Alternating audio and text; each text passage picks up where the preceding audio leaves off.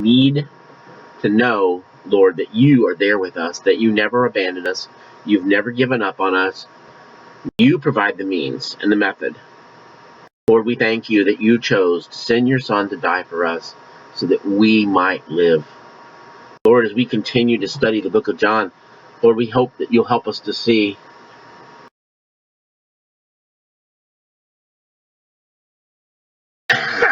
your Son and his impact on our life.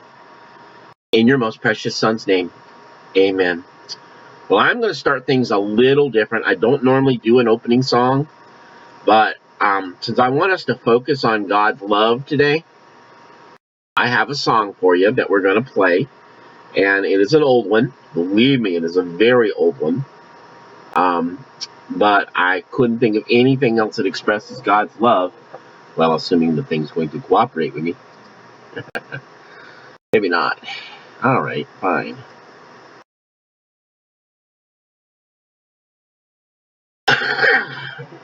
Uh-huh. Will be one of those.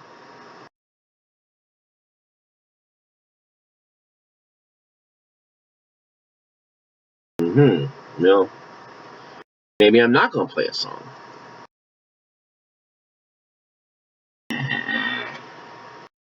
Here we go.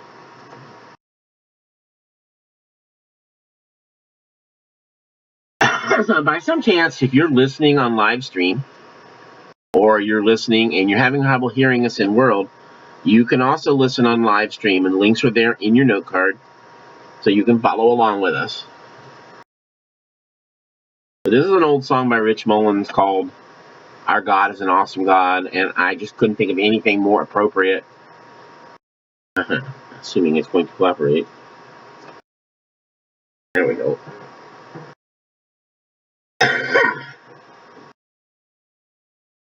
Do I need to leave my mic on, or can you guys hear it when it plays on the video screen?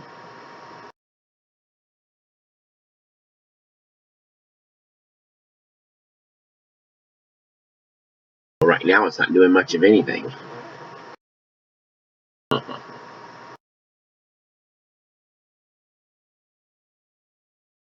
Well, isn't that special?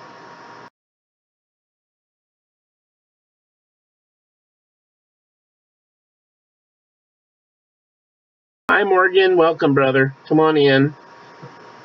Okay, well, we're having, of course, technical difficulties. It figures.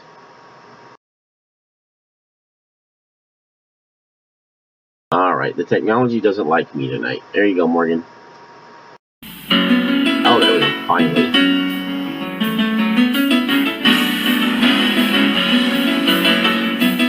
Hi, Patty. When he rose up and sees the angels putting reds, his thunder and his footsteps of lightning in his fist. God is an awesome God. And the Lord wasn't joking when he kicked him out of Eden. It wasn't for no reason that he shed his blood. His return is very close, and so you better be believing that our God is an awesome God. Our God is an awesome God. He reigns from heaven above with wisdom, power, and love. Our God is an awesome God.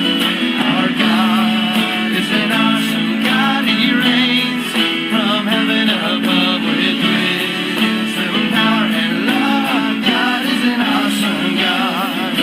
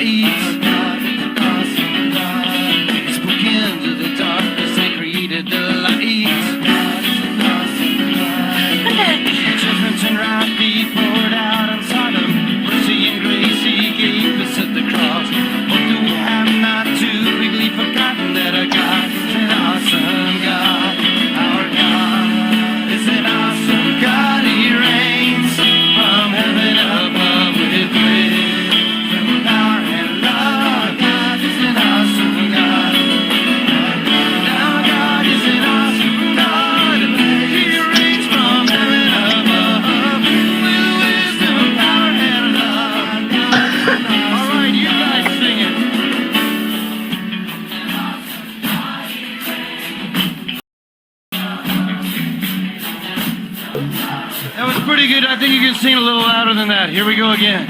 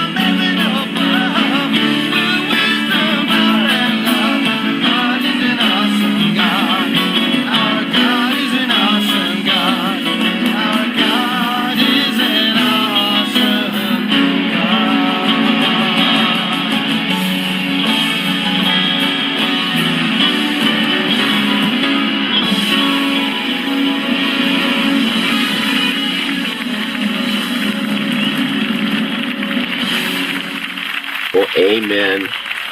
You know, I remember that song a long time ago. The sentiment has not changed.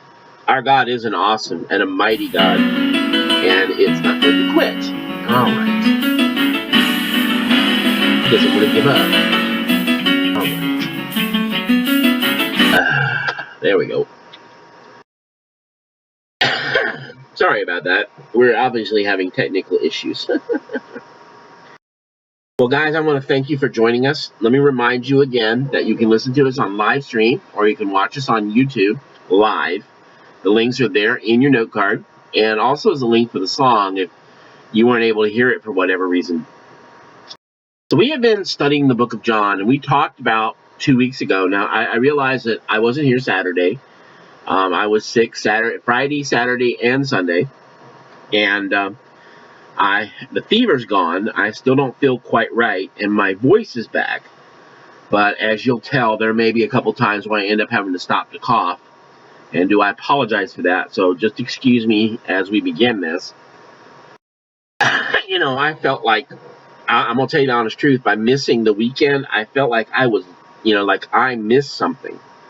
And I know that sounds really funny, but, I felt like that I was shortchanged because I didn't get to share over the weekend. And for me, that's just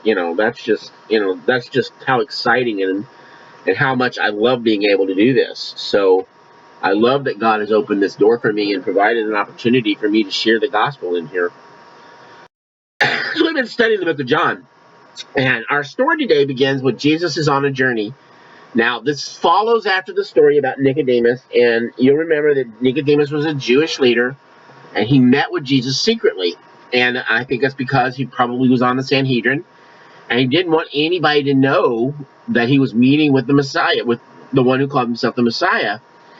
And if you remember any of it, and I'll let you go back and read it on your own, I'm not going to cover that tonight, but the reason I bring that up is because we're going to draw a contrast today.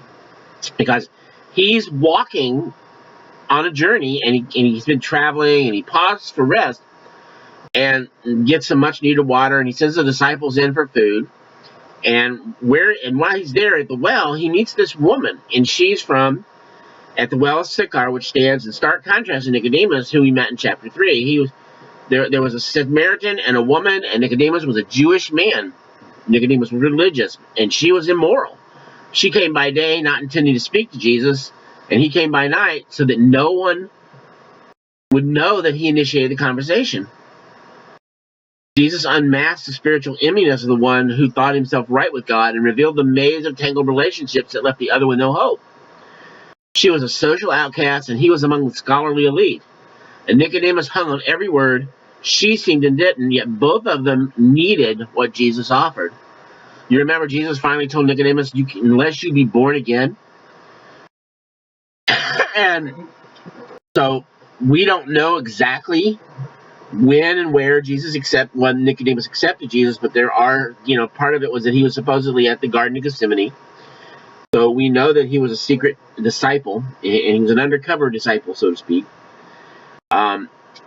It's kind of interesting to know that there are people like that today who are afraid to admit that they're believers. So that's our story. That's where we're starting out. And we've got this woman at the well. And so let me read to you. This is from the book of John. And I'm going to start with verses 5 through 7. Now, it's in your note cards, the whole chapter, but right now I'm just going to stick with verse 5 through 7. And so he came to the town of Samaria called Sychar, near the property that Jacob had given his son Joseph. And Jacob's well was there, and Jesus, worn out from his journey, sat down at the well. And it was about 6 p.m, and the woman of Samaria came out to draw water. "Give me a drink," Jesus said to her, for his disciples had gone into town to buy food. "How is it that you, a Jew, ask me for a drink, a Samaritan woman?" she asked him, for Jews do not associate with Samaritans. Jesus answered, "If you knew the gift of God and who is saying to you, 'Give me a drink,' you would ask him, and he would give you living water." "Sir," said the woman, "you don't even have a bucket, and the well is deep. So where do you get this living water?" So let's start out by saying that, first off, the life that we live and the life that they live creates lots of barriers. We deal with this all the time. We're used to it. We hear it all the time. The most used phrase in the last 3 years is, "You're a racist." It doesn't matter what you do, you're a racist. You're a bigot. You're a racist. Everybody's always saying that about each other. "Well, you don't agree with me, you're a racist." Or, "You don't do it the way I do it, then you're a racist." And if you're my different color than me, then you're a bigot. And so, but that was the problem, is that she was a Samaritan. Now, you need to understand a little bit what's going on here. Came to the city of Samaria, which is called Sychar, near the plot of ground that Jacob gives to Joseph. Okay, so Jesus was tired of the journey and heat of the day, and so he decides to rest by the well while his disciples go on to the village to get something to eat. It's at that point the woman from the nearby village appears. There was a bitter hatred between the Jews and the Samaritans, and it was long-standing, going back hundreds of years. Okay, the Jews and the Samaritans hated each other. It all went back to 722 BC, when the Assyrians conquered Israel and took the northern 10 tribes into captivity, which is what was known as Samaria. And it was the capital of the northern tribes was Damascus. And even eventually those Gentiles with their pagan ways intermarried with the Jews who had been left behind. And over the generations, these people were called the Samaritans, and they developed their own religion that was partly based on pagan ideas and partly based on Judaism. And the true Jews, I guess that's a word, the true Jews looked down on Samaritans as racial half-breeds and religious heretics. So they wanted nothing to do with them. And the Jews refused to accept the Samaritans as their kin, and both sides developed an implacable, murderous hate for one another. The fact that Jesus was passing through a Samaritan village and stopped at this well is an absolutely amazing fact in and of itself, because the Jews didn't go straight through Samaria. They went around it. They took a long way around to avoid coming in contact with them. All right. So, technically it was not necessary at all, and culturally it was not even customary to do so, but Jesus needed to go through Samaria, and although passing through Samaria is the most direct route between Galilee in the north and Judea in the south, because the animosity that exists between these two peoples, conscientious Jews chose to take a longer route to keep them from passing through Samaria. The answer why Jesus needed to go through Samaria is very simple and yet profound. Jesus went because he went intending to meet that woman. You see, Jesus intentionally set out to intentionally do ministry. It wasn't an accident. Jesus planned this the whole time. He knew she'd be coming to the well precisely the moment he was sitting there, weary from his journey. You know why? Because of her culture, her social status. She couldn't come to the well when everybody else did. The rest of the town didn't come when she did. She came by herself after everybody had had a chance. The woman was despised because of her race, and she was also a person who may have been shunned by her community because of her lifestyle. The fact that this woman comes to the well at the 6th hour or noon by Jewish reckoning to draw water is very revealing. She's coming during the hottest part of the day. Other women didn't do this. She was going to the well by herself. Other women did not do this. She was obviously coming to the well at a time when she would not expect to meet any other women of the village. Because this woman is alone and coming in the hardest part of the day, it is an indication she was a social outcast. J. Vernon McGee says, one of the reasons that this woman is so unpopular with the women of the town is she's so popular with the men. Let me ask you, have you ever met someone who is off limits socially? I know. The teenagers know what I'm talking about. I've been talking about the kid who, if you hang out with them, your friends will make fun of you, and the fact that They may not have anything to do with you anymore. There are just some people that society tells us to stay away from. And the Samaritan woman is that kind of person. She had a lot of barriers in her life, but now this Samaritan woman meets a man different from other men. She was somewhat of an expert on men. The racial and cultural, not to mention the theological barriers present at the time of the encounter seemed unsurmountable. Okay. So life creates lots of barriers. That's all there is to it. In our world, life creates lots of barriers. Look at us. People disagree with you politically. That's the big thing now. If they disagree with you politically, all of a sudden you're a scum. You're worthless. I heard somebody the other day talking on the news about how that if they got elected to president, that they were going to round up all the conservatives in the country and send them to re-education camps so they could teach us to think right because we're a bunch of ignorant fools. I'm quoting. I'm not making this up. I wish I was. He wanted to offer basically re-education camps. I think he missed something in the Constitution somewhere, but so he comes into town, here's Jesus, and he meets this woman, and he's got lots of barriers, and we have lots of barriers. We get social barriers, we get racial barriers. I keep thinking of the young lady who I knew from India. Now, she is in the United States now as a missionary to the United States. She came over here to share the gospel with us Americans. But she was saved, and she was what's known as a Brahma. Now, in Indian culture, the people are stratified, and each level doesn't have anything to do with the other levels. And a Brahma is the highest. And so if you're part of a Brahma family, basically you've got all the privileges, and you've got nothing, there's no hardships.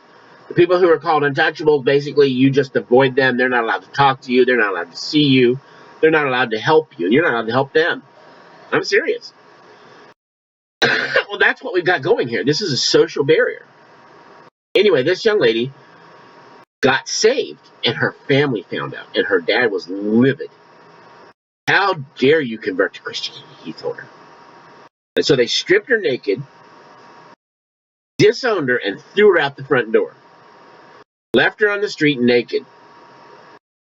No help, and they held a funeral for her. So basically, my daughter is dead. She's now a Christian, so she no longer exists. As far as I'm concerned, she's dead.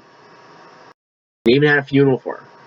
So here she is, and she's now a believer. She believes in Jesus. So she ended up with a missionary who was there in India, leading others to Jesus, and they gave her clothes and helped her get dressed. And the thing is, she decided one day that she was coming to the United States to present the gospel. Now, here's the funny part. She was sharing it in India, but the people wouldn't listen to her because of her society, her social caste. If she tried to talk to people who were not Brahmas, they wouldn't have anything to do with it, and the Brahmas were shunning her because she was a Christian.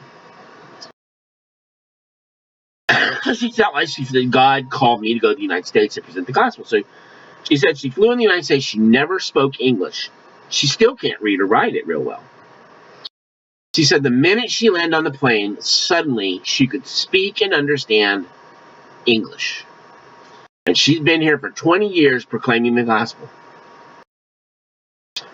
But she had a social barrier in her own world. And a lot of times, life creates those social barriers for us. Part of her problem was she was immoral. And we'll get to that in a second. Secondly, God has a love that overcomes barriers. Okay? The story now establishes several things about that contact with Jesus. Okay? When the woman comes to the well, and the verse 7 tells us, Jesus said to her, give me a drink. In the simple request by Jesus for a drink of water, he had conveyed a powerful message. He said, you're not worthless. You're worth talking to. I care about you. Isn't that kind of what happens to us? Give me a drink, Jesus said to her, for his disciples had gone into town to buy food. And how is that you, a Jew, ask for a drink from me? A Samaritan woman, she asked him. For Jews do not associate with Samaritans. And Jesus answered, if you knew the gift of God and who was saying to you, give me a drink, you would ask, and he would give you the living water. Sir, said the woman, you don't even have a bucket, and the well is deep. So where do you get this living water? You aren't greater than our father Jacob, are you? And he gave us this well and drank from it himself, as did his sons and livestock. And Jesus said, everyone who drinks from this well will get thirsty again. But whosoever drinks from the water that I will give him will never get thirsty again. In fact, the water that I will give him will become a well of water springing up from within them to draw water. No one calls you husband, he told her. Come back here. I don't have a husband, she said. Now go call your husband, he told her, and come back here. I don't have a husband, she answered. You have correctly said, no, I don't have a husband. What you said is true. Sir, the woman replied, I see that you are a prophet. And, but moves on from there. But notice something here. Jesus is telling her, look, you're not worthless. I know all about you. It's not a surprise. I don't care about you because I don't know you. I know you, and I still love you. And that's the point here. Jesus is overcoming those social and racial barriers. He's reaching out to somebody who was an outcast. Not just an outcast, but an outcast from the people who were outcast to begin with. He looks at him and says, I still love you. Isn't that what he does for us? Michael Boyd, I know what you are. I know your history. I know your past. I know what you did. And I love you anyway. I have forgiven you. You've repented and I've restored you. And you're no longer what your past was. You're what I say you are. And you're who I say you are. Because it's not what I am. It's not who I am. It's whose I am. It's not because of what I've done, nor because of who I am. It's because of whose I am that I have worth. He breaks down that barrier and says, I love you. Okay? See, the reality is that when Jesus breaks those barriers in our life, contact with Jesus is always personal. For his disciples had gone away into the city to buy food. Verse 8 reminds the reader that it's just how Jesus and the woman. Ultimately, it always comes down to just you and him. As you look back over the days of your life, how many times have you brought face to face with the Lord? Today be another such occasion in your life. In the final analysis, it will not matter how much money you made, or how many awards you received, or how many degrees you have. What will be of the most importance is that what you did with Jesus himself. When it comes down to it, all my theology, all my learning, all my degrees, all my experience only matters when I'm serving him. I've done all I've done in order to glorify the Lord. Okay? I wish I could say that 100% of the time. There are times when I've slipped. But you know what? The times that I have been most satisfied with the things in my life, when I realize that I do them because it's a personal relationship between me and him. He loved me so much that he sent his son to die for me. And for this woman, Jesus is telling her, look, you're not worthless. This is a personal relationship. Disciples aren't there. Family's not there. Friends aren't there. And contact with Jesus demands we recognize him for who he is. You see, the reality is that she did know. And then the woman on the Samaritan, how is it you being a Jew ask a drink from me, a Samaritan woman? And verse 10 begins a little word that has a lot of significance. The word is if. Regardless of what else she thought she knew, there was something important that she does not know. She does not know who Jesus is at that point. People often say, what you don't know will not hurt you. The truth is what you don't know could send you to an eternity in hell. Speaking about spiritual water, but the one who interpreted his words as being literally water. So she replies in verse 11, Sir, you have nothing to draw with, and the well is deep. Where would you get that living water? Are you greater than our father Jacob, who gave us this well and drank from it himself, as well as his sons and his livestock? And Jesus answered her and said, Whoever drinks of this water will thirst again. But whosoever drinks of the water that I shall give him will never thirst. The water that I shall give him will become in him a fountain of water, springing up into everlasting life. And the woman said to him, Sir, give me this water, that I may not thirst, nor come here to draw. Whatever Jesus meant, she thought he could not be speaking of water from the well, for it was at least 75 deep, and he had nothing to do with which to draw with. It led her to pursue another line of questioning. Just who are you anyway? Do you think that you're better than Jacob? Do you think you're better than this? The question was far more profound than she could have imagined. Look, understand something. He was greater than Jacob. You know why? Because he created Jacob. Jacob was a created being, just like I am, just like you are. But Jesus was the agent of creation. Remember, we learned this in the first part of John. In the beginning was the Word, and the Word was with God, and the Word was God.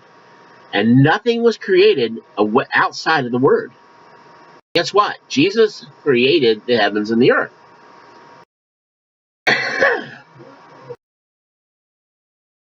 Okay, so what he's saying, if you know who I am, if you knew who I really was, you're standing in the presence of the Most High God.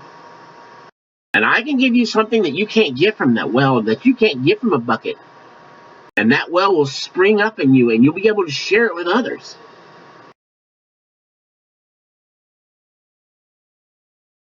The word drinks in verse 13 and 14 are worth noting. In verse 13, the word drinks is in the present tense. That means even if you keep drinking from this well, you'll get thirsty again. However, the word translated in verse 14 as drinks is what's called the aorist tense, one-time event with ongoing results in the future, meaning that whoever takes one drink of this water I will give him will never, ever, ever, ever thirst again, because it will constantly refresh you. It will be a well springing up in your life. Okay? It's never going to go away. It's never going to, and I'm going to tell you right now, and we'll see this in a minute. You know what she does with all this information? She finally is convinced. She goes back into town, and she tells everybody to know that she met the Messiah. First gospel missionary outside of the Jews was a Samaritan woman God transformed mightily. See, this is what we've been talking about. It doesn't matter what your past is. God can use anybody. He can change anybody to do what he wants and to transform them. Contact with Jesus always in faces. It means we got to face the truth about ourselves. Jesus knew the truth about this woman, and he still loved her, and he forced her to see and admit the truth about herself when he said in verse 16, "Go call your husband and come here." By asking about her husband, Jesus cuts through the core of her sinful lifestyle. The woman had been engaged in lifelong pursuit of happiness, just like we think we should be. And no doubt the expectation is, well, the next one I marry is going to get it all right. It's going to solve all my problems. This time I'll be happy. And Jesus goes to the core of the problem, and one that's prevalent today. We have been raised with the expectation that we only find the right man or woman, we'll be happy. If I just find the right person, that'll make me happy. And if this person doesn't make me happy, then I'll dump them and go get somebody else. This time, I'm going to be happy. Oh, doesn't that speak so much volumes about our world today?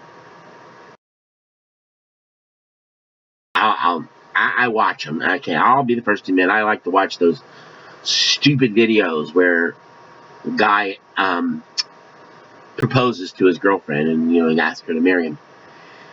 And I'm disturbed by the number of ones who say we want God to be the center of our universe, but we've been living together for 2 years. And I've finally decided, here's our kid. We've got 2 kids, and we're living together, and now we're going to get married. And I wonder, is God at the center of that relationship? Or is it just, I want to be happy. That's all that matters is my happiness. And I'll do whatever it takes to make my happiness the most important issue. Guys, I have news for you. God isn't interested in you being happy. He never has been, and he never will be. He is not interested in your happiness. Now, some of you are looking at me funny. Some of you heard me preach on this, so you're not surprised. You can understand Pastor Mike can be a little strange. But let me ask you this way. What is God most interested in you being?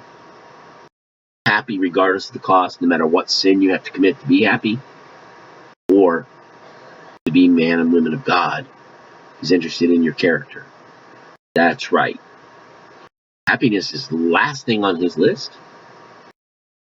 He's more interested in the character of your nature than he is in your integrity and your morality and your relationship with him. And that should be the most priority. And if you get some happiness, that's great, but it's not the high priority. It may see in the Declaration of Independence that God has given us certain inalienable rights, life, liberty, and the pursuit of happiness. But their idea of happiness back then had nothing to do with what our happiness is now. Besides, we're just not in the Constitution. It's just in the Declaration of Independence. That's a letter they wrote to King George because they were telling him that we were going to war to liberate ourselves from you. That's all the Declaration of Independence was. It's not a governing document. Okay? So he looks at her and he says, well, go call your husband. And he knew she didn't have one. The woman had been engaged in a lifelong pursuit of happiness. She's done everything. She's gone from one failed relationship to the next. And no doubt with the expectation the next marriage is going to get it all right. This time I will be happy. Jesus goes to the core of a problem, and one that is prevalent today. I don't know if you guys have ever seen the movie Secondhand Lions. But in it, this kid's mom decides that she's going to dump her son off on these two bachelor uncles. They're both elderly, and they've lived long lives. They were explorers in Africa. They fought in the French Foreign Legion. They fought in World War I. They've explored all over Africa. And one of the things that gets me is the mom meets a new guy, and she thinks, oh, this is going to solve all my problems. And so she brings him home, and the guy tries to hurt her son because he's found out these two old guys are millionaires. They have all this money left over from their exploration hidden on the farm. And he tries to force him, and he attacks him. And they've got this old lion living on the property that the kid has adopted. You know, the lions, they bought it originally so they could hunt it, but it was an old, tired lion, and she didn't want to hunt, but she'd adopted the kid as her cub. And she hears this guy attacking her son, attacking her cub, and she runs out and attacks him. The process, the excitement's too much, and she ends up having the lion has a heart attack. But they manage to take the kid, and the guy has been mauled by the lion, so they take him to the hospital. And at the end of it, they're on their way out, and she's got the guy with her, and she says, well, he says he'll never do it again, and he makes me happy. And he jumps out of the car, and he says, I'm not going, Mom. You always think the new boyfriend or the new husband and the next big thing will solve all your problems. But it doesn't. Don't I have a chance? Well, he ends up moving with his uncles, and of course, at the end of the story, the movie's being told by memory. But anyway, if you've never seen it, it's a great movie. But here's my point. She couldn't face the truth about herself, and she was constantly jumping from person to person to person, always looking for a way to be happy. She looks at Jesus and she says in verse 17, I have no husband. Now that was true, but it was certainly not the whole story. And she knew she was hiding the truth. What she was unaware of was that Jesus knew it. Jesus wasn't asking her because he didn't know. What Jesus says is a reminder in the remainder of verse 17 and 18, although not kind, was like a verbal slap in the face. Jesus said, oh, you said well, I have no husband. For you had 5 husbands, and the one whom you have now is not your husband. In that you spoke truly. The Lord cut through the cover up by informing her that she was technically correct. She did not have a husband, but she had a lover, and she was shacking up with him. And Jesus didn't use the word shacking up, but he was not number 1, but number 6. Confronting Jesus means confronting what we really are, not just want to pretend to be. It demands complete and total honesty with him. Until we come to grips with our sin and our own willful disobedience to God, we can't be saved. And as his woman finds out, whether we realize it or not, Jesus knows us completely, whether we decide to confess all we are to him or not. You're not holding any secrets from him. There's nothing you do that Jesus hasn't seen. That's why you confess the sin and repent and turn back to him. My guess is she was probably ashamed of this. She'd lived a passing parade of men, 5 of which were technically her husband, and the latest was just a live-in boyfriend. She was broken, sinful, and lost. If she's unwilling to face herself, and admit her tangled, sick relationships or sin, she cannot drink of the living water. The gift is free, but it cannot be received without repentance.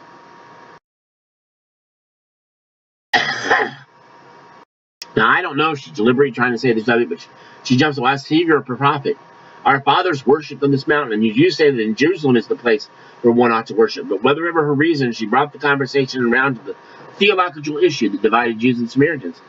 Where was the central place of worship? Was it Mount Gerizim, where the Samaritans worshiped? Was it in Jerusalem, as the Jews insisted? In our day, what Jesus said to this woman about her religion would be considered intolerant and politically incorrect. In verse 21, Jesus says, believe me, the hour is coming when you'll neither on this mountain nor in Jerusalem worship the Father. You worship what you do not know, and for we worship what we know. Salvation is of the Jews. We live in a world that advances the idea that no one is really right and no one is really wrong. We say everyone has their own truth, and we should just respect that, but not trying to change the way America thinks about it. Joel Osteen is one of America's best-known speakers. I hesitate to call him a preacher and a pastor, but he oversees the non-denominational Lakewood Church in Houston and the author of the best-selling book, Your Best Life Now. In June 2005, during a period on CNN Live, Osteen was asked about his positions on gay marriage and abortion. You know what, Larry? I just don't go there. I don't think about the same-sex marriage the same way God intended it to be. I don't think abortion is the best. I think there are others who know a better way to live your life, but I'm not going to condemn those people. I tell them all the time, our church is open to everybody. There is no hell. You don't call them sinners, King asked. Oh, I don't, Osteen said. Is that a word you don't use, King asked. I don't use it, Osteen responded. I never thought about it, but I probably don't. For most people already know that they're doing wrong, and when I get them to our church, I want to tell them what they can change. They can be a difference in your life, so I don't go down the road of condemning. Our culture asserts that truth is whatever you sincerely believe in. But Jesus did not buy into that woman's error. He pointed her to the truth. He bluntly told her that the Samaritans were worshiping what they did not know. And he told them that everything she had believed all her life had been wrong. And he said, salvation is from the Jews. She was uncomfortable and she thought she would change the subject again. Verse 25, the woman responds to Jesus by saying, I know that Messiah is coming, and when he comes, he will tell us all things. And Jesus said, and it's the words he used here that are amazing. I am one who speaks to you, for I am the I am. Jesus basically tells her, I'm the Messiah. I am God incarnate. He identifies himself to this woman as God. Plainly claims to be the Messiah, and he does so in a unique way. In Greek, it reads something like this. The one who speaks to you, I am. But translated I am, ego eimi, was the first name given by God, revealed himself to Moses in Exodus 3:15 when he said, I am who I am. Basically, I am Yahweh. I am who I am. I am Yahweh. Well, was he or wasn't he the Messiah? This decision is placed before the woman. As soon as Jesus revealed himself to her, she apparently responded in faith. And her salvation is instantaneous. She simply trusted immediately and had a new mission in life. Here's what the thing is. When we contact with Jesus, it demands that we act on what we've learned. The woman there left her water pot and ran to the city and said to the men, come and see a man who told me all the things I've ever done. Could this be the Messiah? Then they went out to the city and came to him.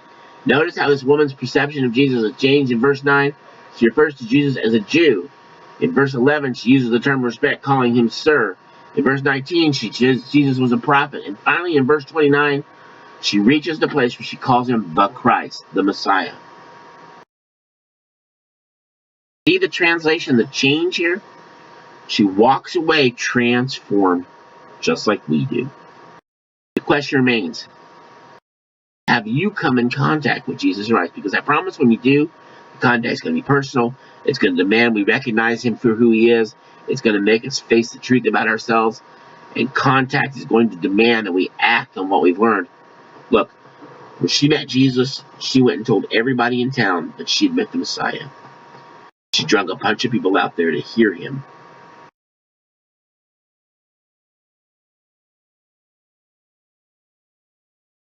And the most importantly, we have come into contact with Jesus. That contact will demand that we act upon our knowledge. We share our faith. We proclaim the gospel around us. Not because we deserve his help or his mercy, but because we have been redeemed and it has changed us. Let's close in prayer. Father, thank you for getting my voice through this. I gotta tell you, I wasn't sure I was going to make it, Father. But I know you can. You are King of Kings and Lord of Lords. We thank you for your love and for your mercy.